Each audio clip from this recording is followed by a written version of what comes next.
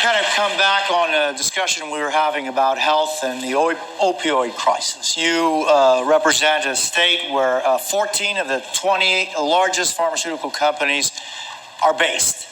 Should pharmaceutical companies that manufacture these drugs be held criminally liable for what they do?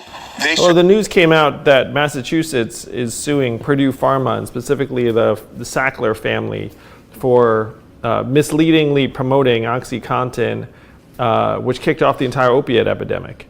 And I can't tell you how thrilled I am. This is so overdue, because the Sackler family illicitly marketed OxyContin as this non-addictive wonder drug, even when they knew differently. And they did it for one reason: money.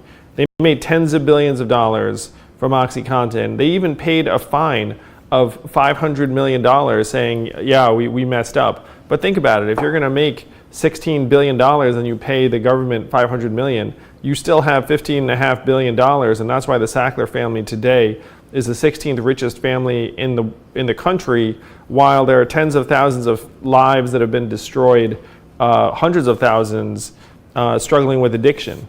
And so we have to go back and get that money from the Sackler family, and we have to own up to the fact that this is a man-made crisis. This is a capitalist system run amok, where we count on our government to say, hey, you're not going to prescribe addictive drugs to us, and then pretend they're not addictive and pretend they work for everything. But that's exactly what happened, and we're still cleaning up that mess. We're going to be cleaning up, it's more than a mess, I mean, it's a plague. And it's the government responsibility to help clean up that plague, because it's the federal government that let it happen in the first place. So as president, I'm going to quadruple resources available for treatment, and also make available to people a non-addictive drug substitute that France has been using that has helped reduce heroin addiction by 80%. So that's the kind of move we have to make as a federal government. But I am thrilled that the Sackler family is being brought to justice, because it's completely criminal and immoral what they did to the American people. But I was with this high school senior who said that he walked around his high school and he has classmates with fentanyl patches on who are addicted to opiates. And he's like, what are we going to do? And I heard this, and I talked to him more about his experience, and he said that none of them are going to get help because they're afraid they'd go to jail, if they had found out to be using these illegal opiates.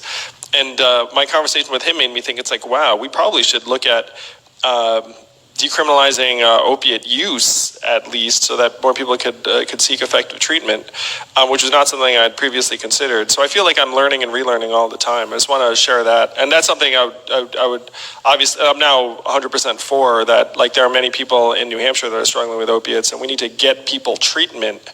And not have anyone thinking that they're going to wind up in a prison cell, even as a first resort.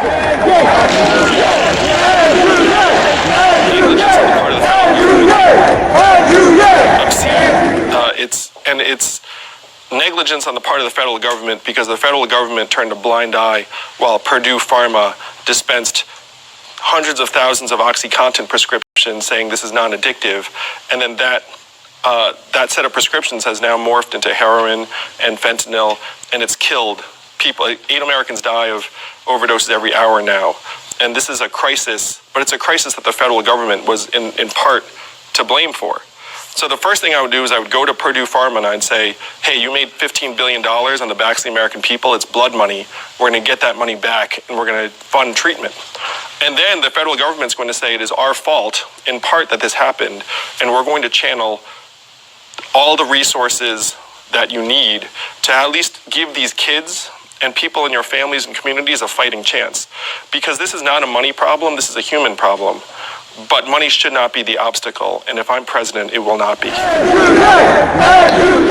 It would be the leaders of Purdue Pharma who initiated this opiate plague that has killed tens of thousands of Americans and ruined hundreds of thousands of lives, and they walked away with $30 billion. They got hit with a $635 million fine, which is about 2% of their blood money profits.